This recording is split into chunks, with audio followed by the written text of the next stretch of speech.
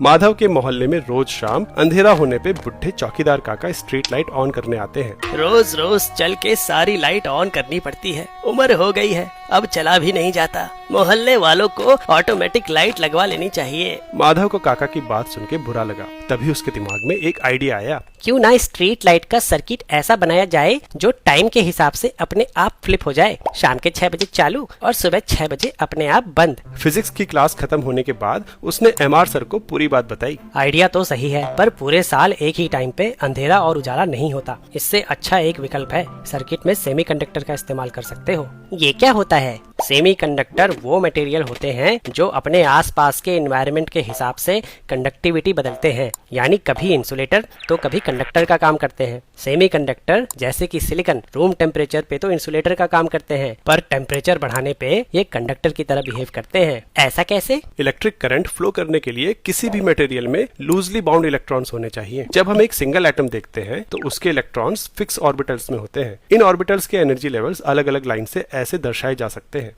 Free होने के लिए इलेक्ट्रॉन को लोअर एनर्जी लेवल से हायर एनर्जी लेवल में जाना होता है। लेकिन जब बहुत सारे एटम्स मिलकर एक मटेरियल बनाते हैं तो उनके ऑर्बिटल्स एक दूसरे के बहुत पास आ जाते हैं, जिससे हर एटम के एनर्जी लेवल्स थोड़े थोड़े शिफ्ट हो जाते हैं। जब लाखों करोड़ों एटम्स मिलते हैं तो हायर एनर्जी की लाइंस एक दूसरे से काफी दूर हो जाती हैं, जिससे कंडक्शन और वैलेंस बैंड बन जाते हैं। इंसुलेटर के केस में इन बैंड्स के बीच एनर्जी गैप ज्यादा होता है, इसलिए वोल्टेज देने के बाद भी इलेक्ट्रॉन इसे पार नहीं कर पाते। वहीं कंडक्टर में बैंड गैप होता ही नहीं, इसलिए इलेक्ट्रॉन्स को हायर लेवल पे जाने की जरूरत ही नहीं होती, वो मूव करने के लिए फ्री होते हैं।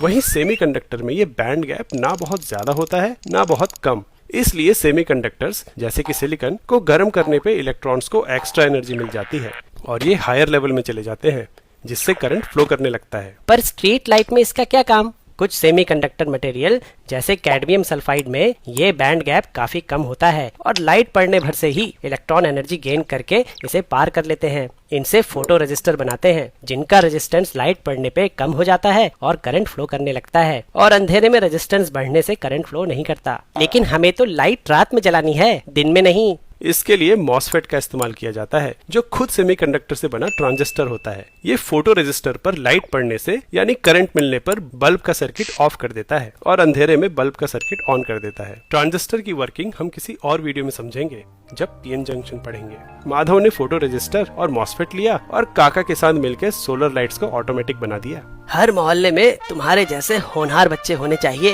अरे काका, फिजिक्स वाला के स्टूडेंट्स हर मोहल्ले में होते हैं। अगर जेईई या नीट की तैयारी कर रहे हो तो फिजिक्स वाला के बैचेस चेकआउट करो, लिंक चैनल पेज पे है और इस कूपन कोड को इस्तेमाल करोगे तो डिस्काउंट भी मिलेगा।